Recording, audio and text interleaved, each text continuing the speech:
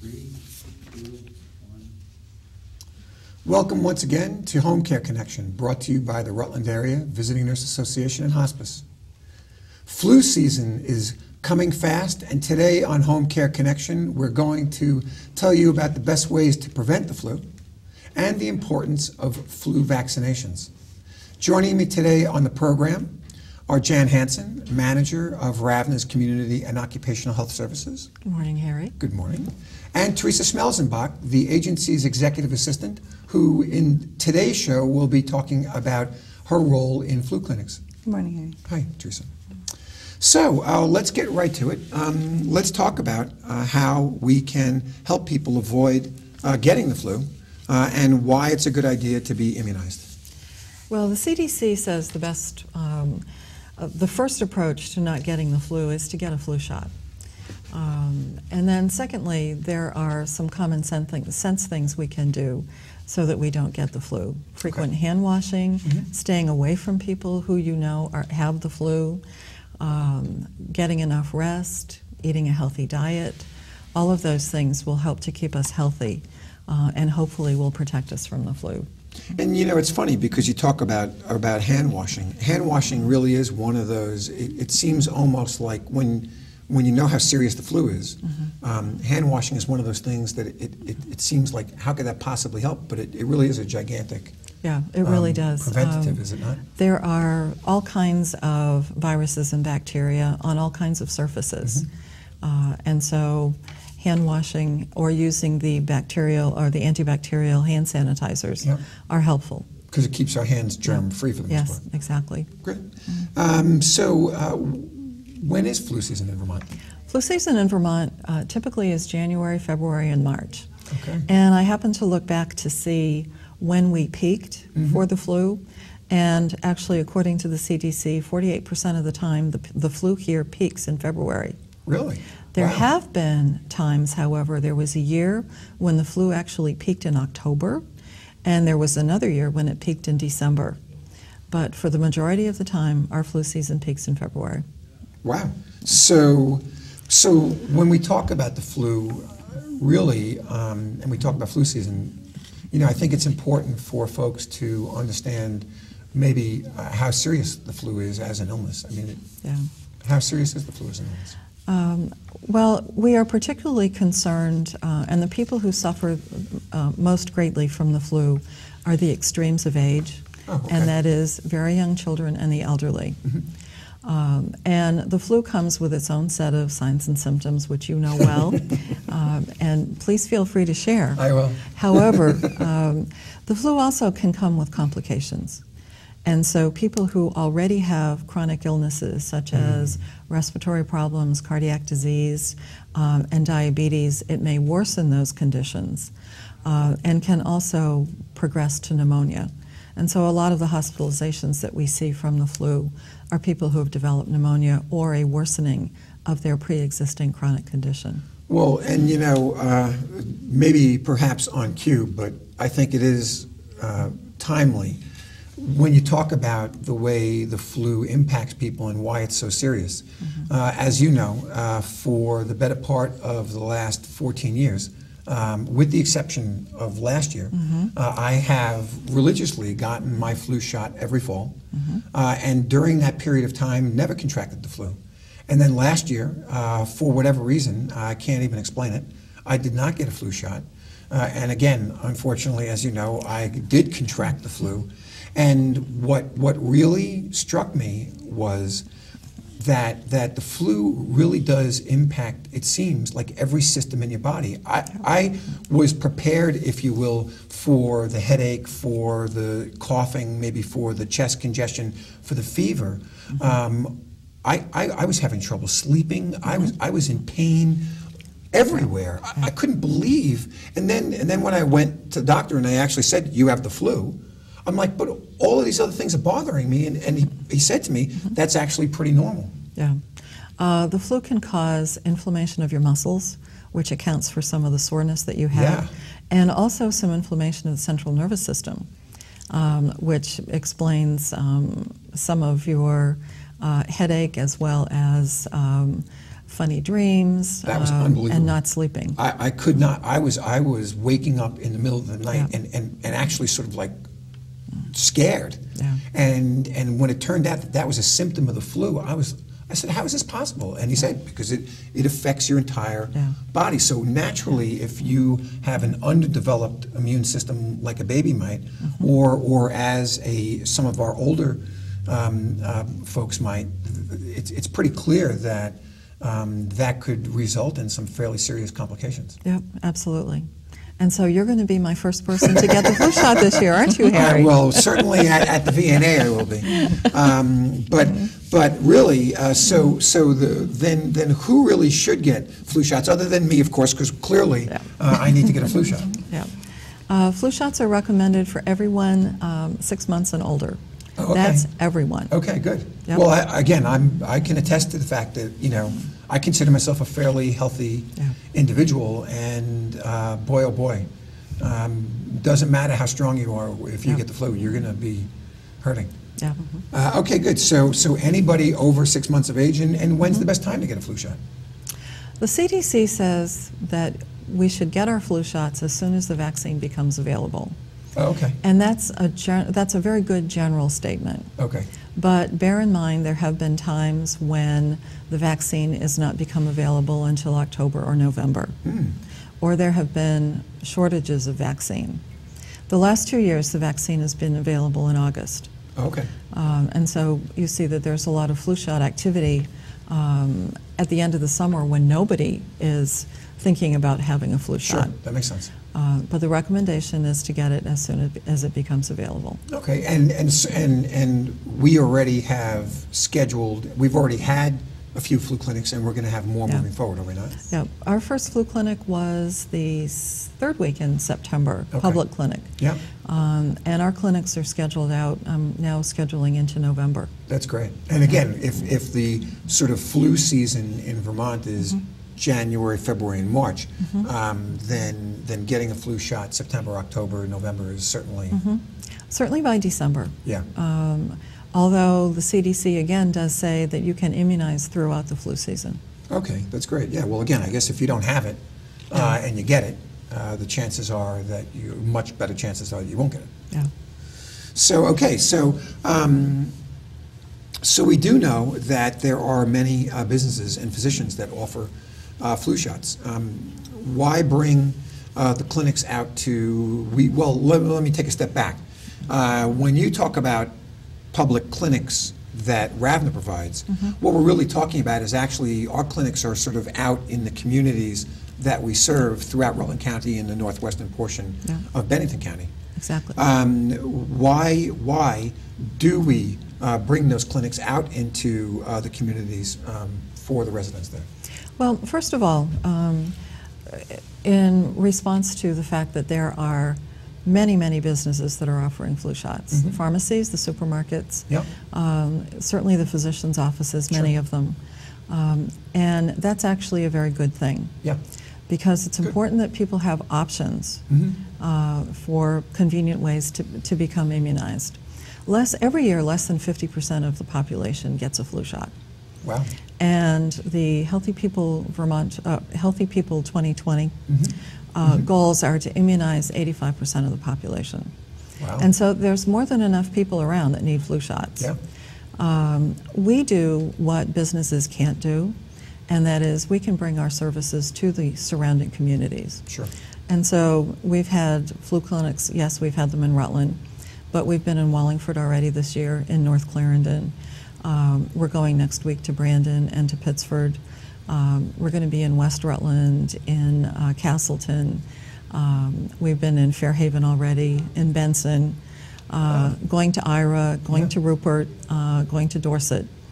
And we know that there's a certain segment of the population that we serve very well by bringing our clinics to the communities. We're sort of a safety net for people who find it difficult to travel into Rutland, to a pharmacy, to the supermarket, or sometimes even to see their doctor. Absolutely. And even when the attendance is relatively small at a clinic, what we realize is that it's important that we were there for the people who did get their flu shots. Well, and again, I think, you know, consistent with the mission of RAVNAH,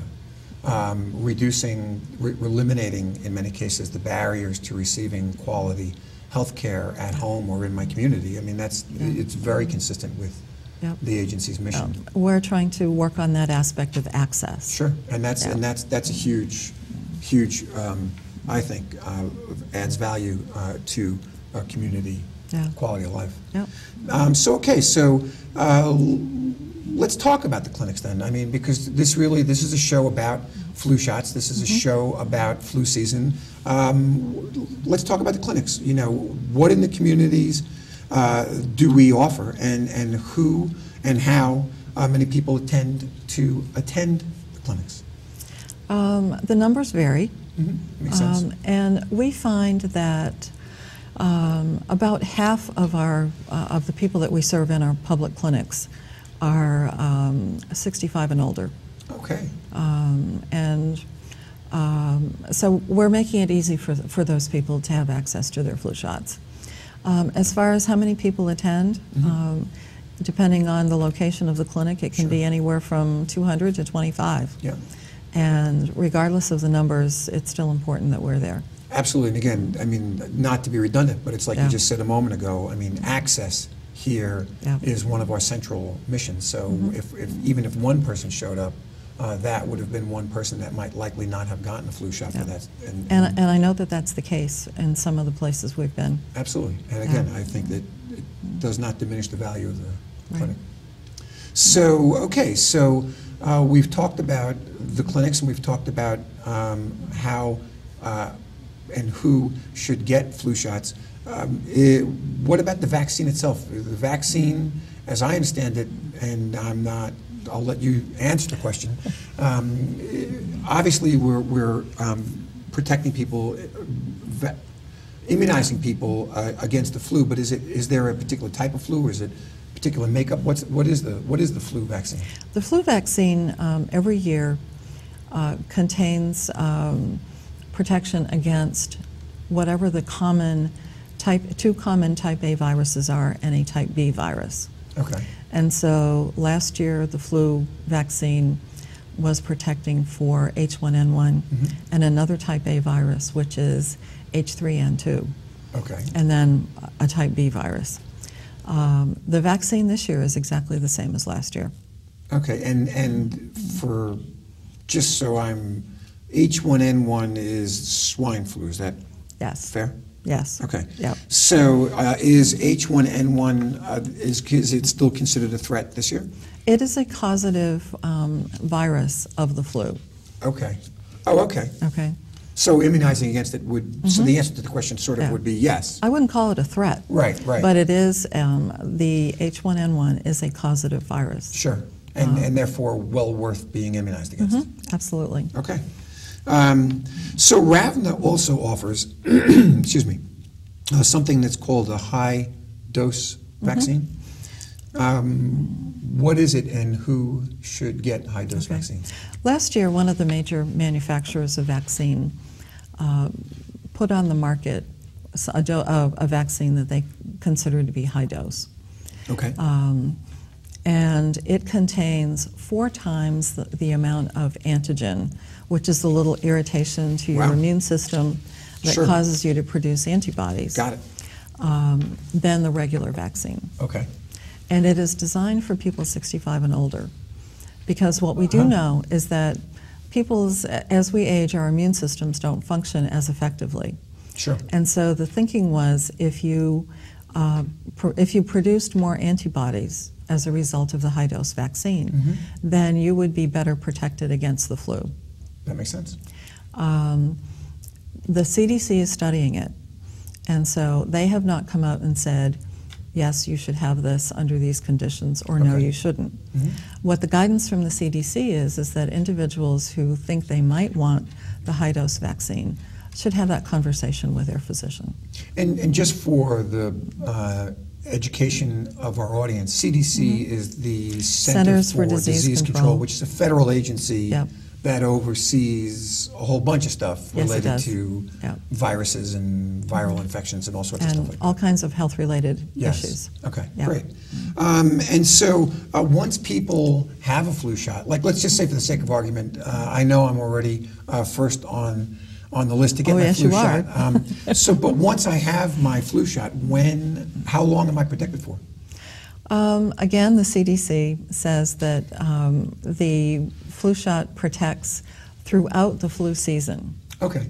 Okay. So is there like a window? Is it 1 month, 2 months, 3 months, 6 months? Depending on who you read and what you read, Yeah.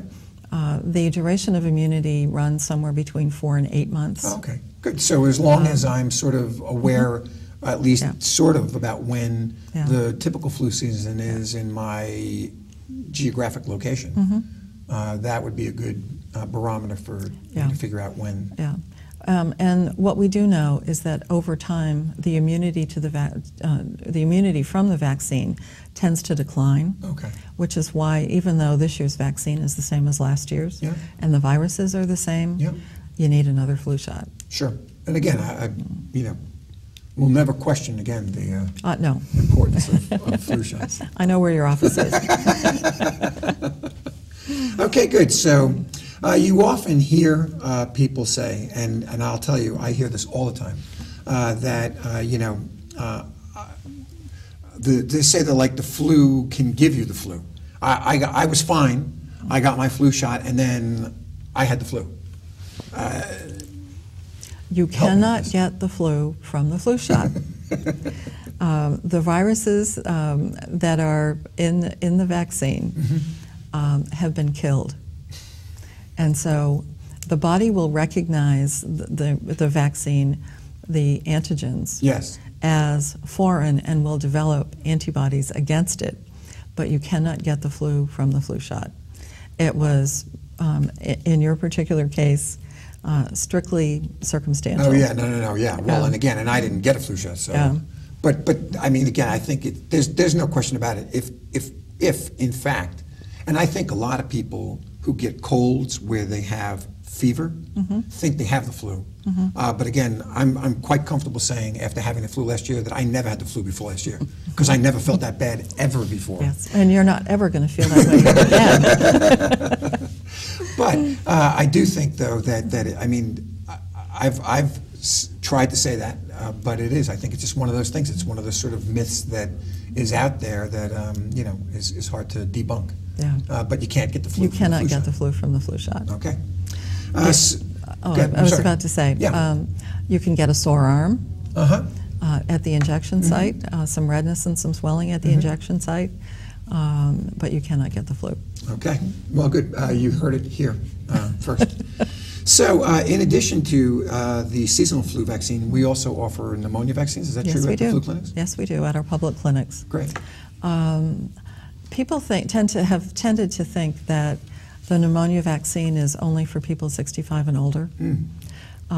But younger people who may have chronic conditions, and again, we're looking at things like diabetes, cardiovascular disease, and respiratory issues. Even young people with asthma, people who smoke, are also good candidates for the pneumonia vaccine. Great. And so if someone has had a pneumonia shot before the age of 65, what they need to do when they turn 65 is have a second shot. Oh, okay. And then they are essentially should be protected lifelong. So then theoretically, if I'm under 65 and I get a pneumonia shot, then I'm really okay up until the point that I am 65. And then you should be. Okay, good. Yep. Well, what we're going to do now is we're going to actually work some video magic for you folks at home. Jan is going to prepare, we have a special treat for our viewers this month. We are going to actually give a flu shot live on the air to a very nice gentleman who works here at PEG TV, Tom Leipold, who normally helps us film the show. Today he will be coming on set in just a few minutes to receive a flu shot on the air live for our audience. We're going to chat with Teresa now and talk about her role in creating the flu clinics, and Jan's going to get ready to give that shot, and then we will actually be delivering a flu shot on the air, so I'm very excited about that. So Teresa, you are not a nurse, but you do play an important role for RAVNAH when it comes to the public clinics. What is your role? Primarily facilitating the clinic from the volunteer standpoint. Everybody has their assigned tasks, but specifically for me, I process the paperwork, but I can also be found greeting at the door, calling numbers for patients to come to be registered, registering them, or calling them to the nurses for the vaccinations. Nice. So you part of your role in the public clinics is actually coordinating the clinic itself and getting the volunteers. Creating the flow of the clinic, yes. Nice. And you had mentioned volunteers. So how do we use community volunteers in the flu clinics? We have a consistent group of approximately 11 volunteers that have worked with RAVNAH closely for some of them up in the 11-year and on range. Wow. So we've been very blessed to have them stick with us and come back year after year. Yeah. We have added a few new people along the way, but primarily we've had a bulk that have just stuck with us year after year. That's great. It is. And they do receive some kind of training, or? They do. Obviously, for the ones that are seasoned, we update them when we start our season and let them know of anything new or what is new. Otherwise, we begin and start all over again, if you will, and break them back into the routine. For new people that just walk in the door, they'll sit with someone of experience, and primarily it will be either me or Helen Conway, who sits in as well as an employee. And they'll stay with us until they're comfortable. A lot of it is repetition as far as the paperwork is concerned. Sure. Nothing that we do is rocket science, but it's an important part to get right. So we stick with them until they're comfortable. That's great. And then in most cases we'll turn them loose, but we'll stop doing what we're doing so we can sit with them longer until they really do have comfortability. Well, and really, that's I mean, in essence, basically, we're sort of, it's like an on-the-spot mentoring program. It is. We model the behaviors, Yes. where the new volunteers will observe, and then we sort of flip roles, and then we're watching as the volunteers carry out those same duties. Yes. And once we're good to go, they're good to go. It's important for them to understand the purpose of what they're doing and what's involved in it, but even more to that, it's easier to learn by following. Yeah, no, absolutely. I think that's great. So when it comes to volunteers, do we need more volunteers? How do volunteers get in touch with us if they want to? We're like any other nonprofit agency. We always need volunteers. We're very willing, very accepting. Yeah. You know, the tasks that we handle for our volunteers are very simple. It could be as simple as greeting at the door or handing out numbers or paperwork. Or for some people who are more comfortable with administrative tasks, they will actually register people. But we do definitely always need volunteers, and they can always call our office and ask for Jan. Great.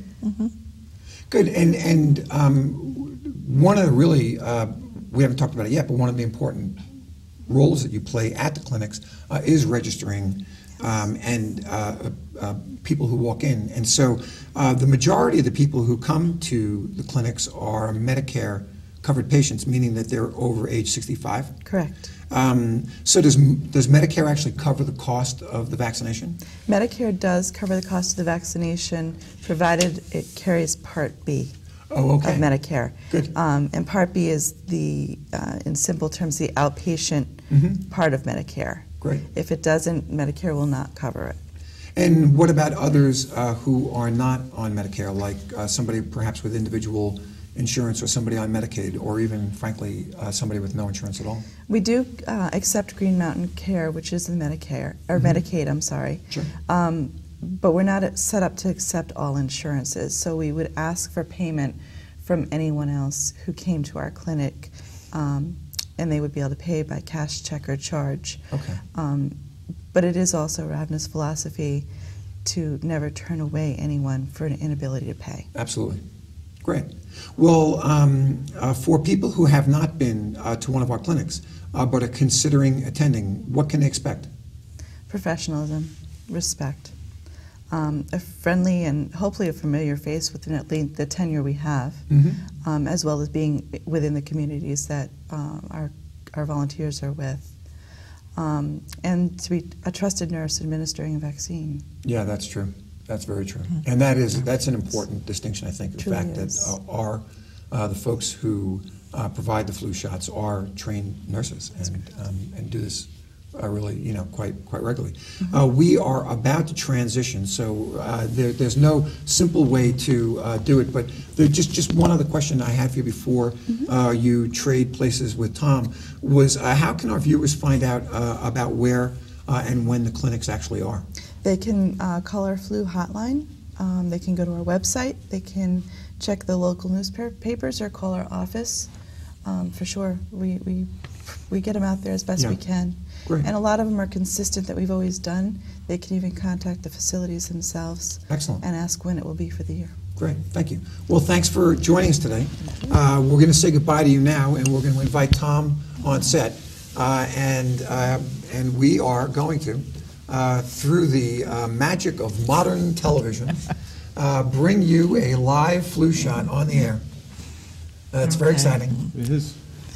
Welcome, Tom. Thanks. Thanks for joining us Welcome, today. Tom. Thank you so much. Pleasure. Now, Tom, you've already completed the consent form that is giving me permission in writing to actually give you this flu shot. Right. And you answered 4 questions that lets me know that you don't have any allergies to the components of the shot or have any problems Correct. that would get in the way of being able to give you the shot.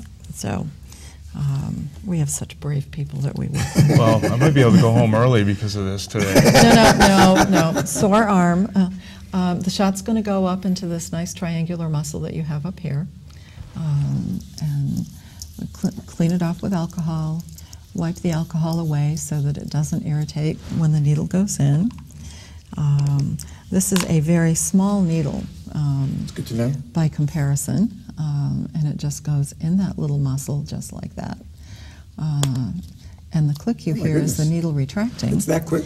And you're done. I didn't even feel it. Thank you so much. That is pretty amazing. Yep. I mean, that's not bad and quick and just like that. Yeah. Yep. And I'm going to give you a little Band-Aid over that spot. That's going to be your badge of courage. And it is important to, I think it really is, and I think this illustrates the advantage when a trained, skilled nurse is providing a shot. I mean, this is not, this is something that our nurses are, trained in every year and really are quite adept at. Well, I don't like needles just as much as the next guy. And you can see I didn't even flinch. I didn't even flinch. So. No, it was quite excellent.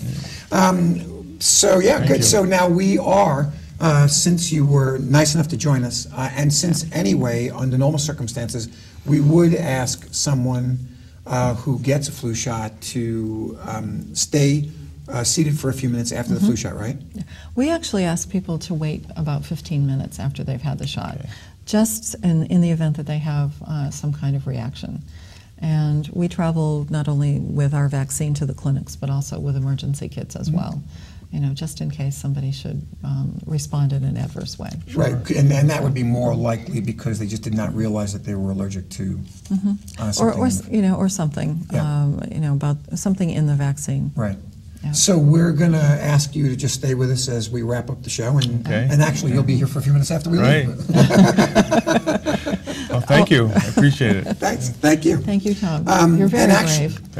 And actually, I'd like to thank Tom, Jan, and Teresa for joining us today on the show. I think we've been able to give you some important information about staying healthy during the flu season and also the importance of getting a flu shot during the flu season. For a full list of flu clinics, you can call our flu hotline at area code 802-770-1574 or visit our website at www.ravnah, that would be RAVNAH, at ravnah.org. And of course, if you would like to talk to our nurses about any RAVNAH services, please feel free to call us at area code 802-775-0568. For Home Care Connection, I'm Harry Snyder. Thank you for joining us. We'll see you next time.